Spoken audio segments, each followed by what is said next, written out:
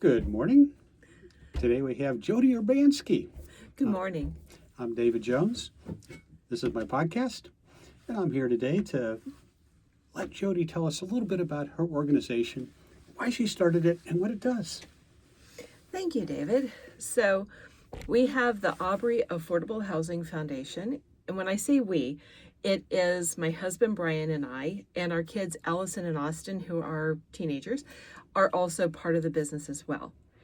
And Brian and I started our real estate career over 20 years ago as investors. And oh gosh, we've done it all from single family homes to multifamily, negotiating short sales during, that lovely 2008 period and on. And starting in 2019 through 2024, we lost both my parents and Brian's dad. And so we really started thinking about our legacy around that time. And also then, with the pandemic, we were seeing more people, at the street corner holding signs, help, I need help. And we said, we can actually do something about that. And so we started our foundation, which is the Aubrey Affordable Housing Foundation. And we bought a fourplex, so it's, 4 townhouses, started renovating it. And we now house 18 gentlemen who come from vulnerable populations. So those 4 townhouses have 18 people in them? Mm-hmm. Okay, interesting concept. Yeah. Okay, so do you get, your funding is all internal, or do you get funding from other sources as well? Our funding is all internal. So we bought the building, did all the renovations, did the furnishing, everything with our capital, but also with private investors who understand what we do and believe in our mission.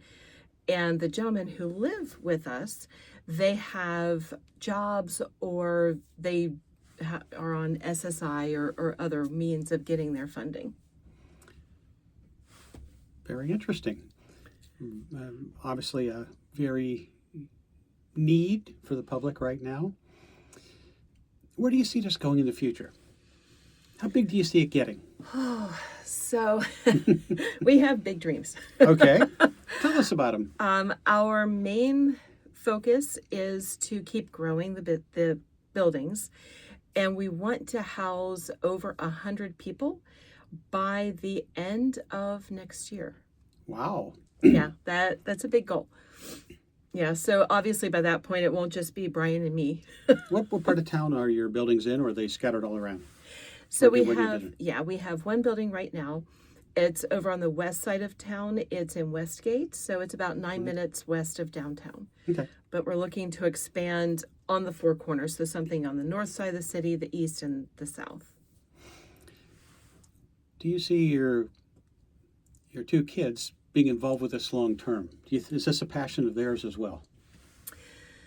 I don't know that it's a passion of theirs. They certainly do understand what we do, and they are behind us 100%, and they've helped us along the way. As a matter of fact, Austin, who's 17, is our tech guy for the house. So he, figured out, all the computers that we have in there, the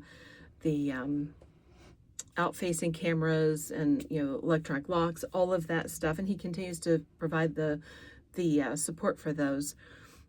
Allison has helped in many different capacities, and she and I have spent a lot of time building furniture. So if this doesn't work out, we can get a job at IKEA. We're good. All right. Okay, so you didn't build furniture from scratch, you using kits. No, okay. Yeah, okay. Using kits, All yes. right, okay. Yeah, if it comes with an Allen wrench, we've built it. So tell us a little bit about the populations who are living in the housing now, and do you see it being the same population or same type of groups you're going to in the future, or you see that changing?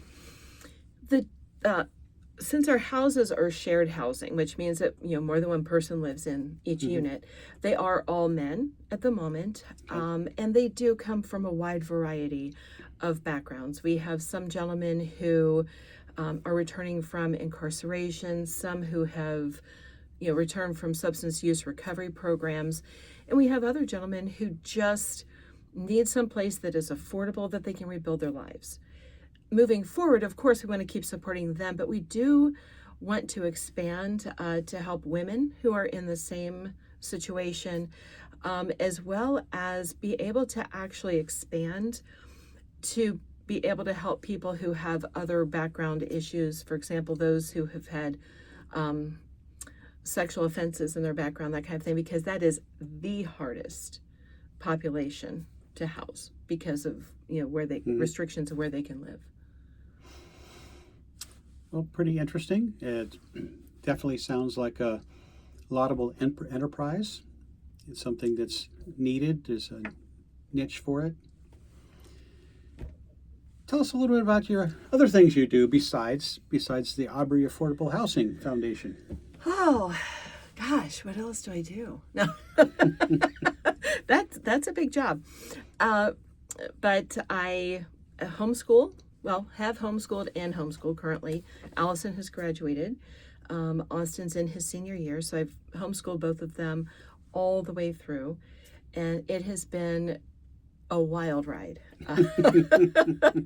Definitely a pleasure. It's amazing that I had the privilege of helping them with all of their education, with everything that they needed to learn, and just watching them grow and develop as individuals into the adult that they currently are. And that took us all over the country, all over the state, doing all sorts of fun things. So besides that, what do I do? I know both Austin and Allison very well from Toastmaster Club, and they are amazing kids, and you did a fantastic job, and I see them having a very bright future. Don't know what it's going to be, but I think it's going to be amazing. Thank you. Yeah, we did join Toastmasters back in 2022 because they wanted to learn speaking skills, and I looked at some of the speech and debate clubs that were around for homeschoolers, and none of them were a great fit. And the other part of that is speech and debate, while it's fantastic in its own right, it doesn't teach you how to interact in a regular kind of a format, in the business world, in everyday life, because you're not always going to get the chance to get up and give a speech or, figure out a pro and con of a situation and present on that. Your daily interactions are meetings at work or meeting people at fundraisers or mixers, luncheons, that sort of thing, and being able to actually communicate. So I really saw the foundation of Toastmasters in that. And what's really cool is Toastmasters does have that youth program that teaches kids, how to get up and speak, how to actually be good listeners, because that's actually something that we're not taught very well now. I agree. All right. Well, thank you very much for being on my podcast today. And perhaps we'll have another podcast with you a year from now and see how well you've come towards achieving those goals of 100 people. Oh, love that. Yeah. It would be wonderful to see that actually come into fruition. So I would love that. Thank you very much, Jody. Thank you, David.